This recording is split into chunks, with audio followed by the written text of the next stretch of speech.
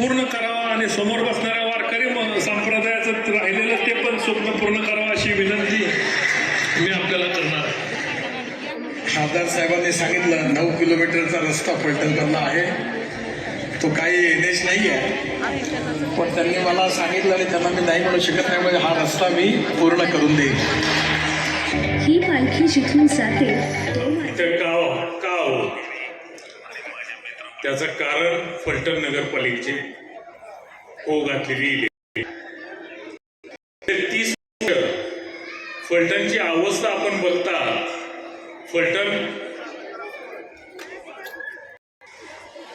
फलटणच्या रस्त्यांची परिस्थिती, फलटणच्या ड्रेनेजची परिस्थिती आणि फलटणच्या पाण्याची परिस्थिती. फलटणमध्ये पाणी पुरवठ्याच्या 7 टाक्या आहेत. 7ही टाक्या नवीन 7 टाक्या बांधल्या गेल्या 2011 साली 17 साली. 17 सालापासून आजपर्यंत त्या 7 टाक्यामध्ये पाणी पिलं नाही आणि हे पाणी फलटण शहरातल्या प्रत्येक आणि वाहणं अपेक्षित होतं, पण हे पाणी आतापर्यंत वाहिलं नाही. फलटण शहरामध्ये लहान मुलांसाठी बाग शिल्लक नाही. फलटण शहरात नाना पार्क राहिलेलं नाही. सगळ्या ओपन स्पेसची परिस्थिती आज ओपन स्पेस बघण्यासाठी सुद्धा फलटण शहरामध्ये राहिलेलं नाही. ही स्थिती फलटण का तर आपण वर्ष फलटणच्या ऐतिहासिक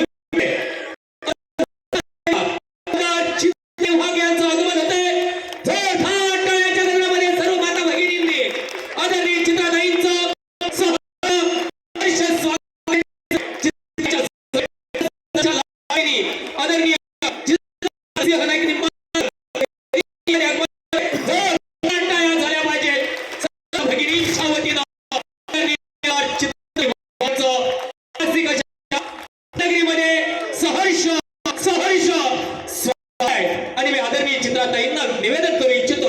ताई आपण कृपया वरती बंद व्हा.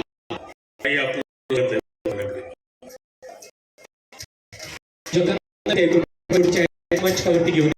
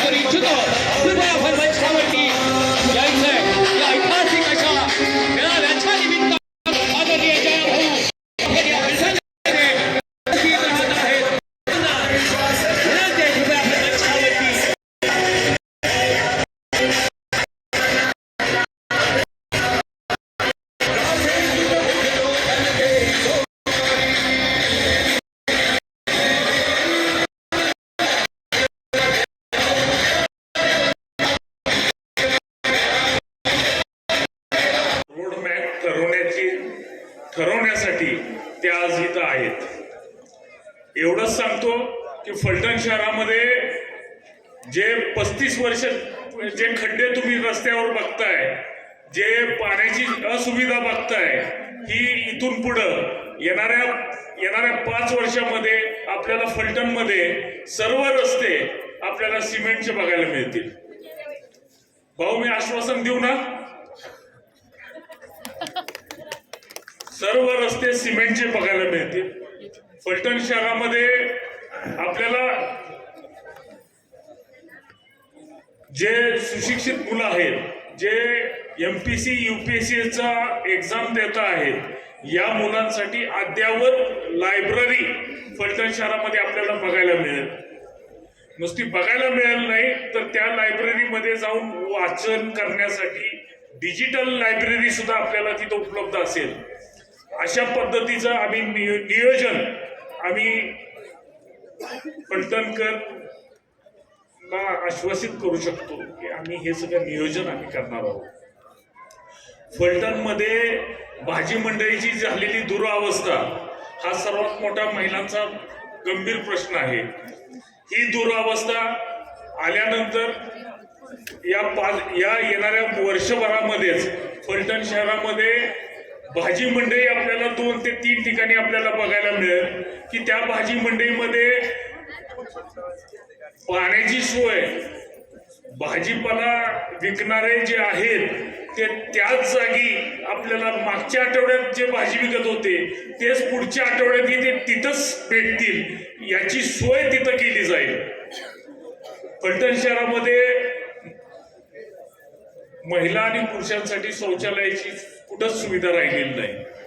ही सुविधा अद्ययावत सुविधा फलटण शहरामध्ये करण्याची व्यवस्था आमच्या माध्यमातून फलटणमध्ये भारतीय जनता पार्टी आणि राष्ट्रवादी काँग्रेस घड्याळ यांच्या माध्यमातून करण्याची सोय प्रामुख्याने केली जाईल. फलटण शहरामध्ये मुलांच्या बागेचा प्रश्न आहे. कोण पाहुणे आले, कोण नातेवाईक आले तर मुलांना कुठं घेऊन जायचं आणि नातेवाईकांना कुठं घेऊन जायचं यासाठी खासदार रणजितदादांनी, माजी खासदार रणजितदादांनी आणि जयाभाऊंनी इथला प्रश्न ऑलरेडी पहिला संपून टाकलेला आहे. इथं तारांगण जे मुंबईच्या धर्तीवरचं तारांगण आहे ते फलटणमध्ये मंजूर करून आणलेलं आहे आणि त्याचं काम लवकरच होऊ घातलेलं आहे. तर या तारांगणामुळे पाहुणे घेऊन आला तर मुंबईमध्ये इथून तारांगणाला मुलं घेऊन जात होतो, आता पाहुण्यांना तुम्ही इथं तारांगणात घेऊन जाऊ शकता. अशी सोय जयाभाऊंमुळे आणि रणजितदादांमुळे इथं उपलब्ध होत आहे.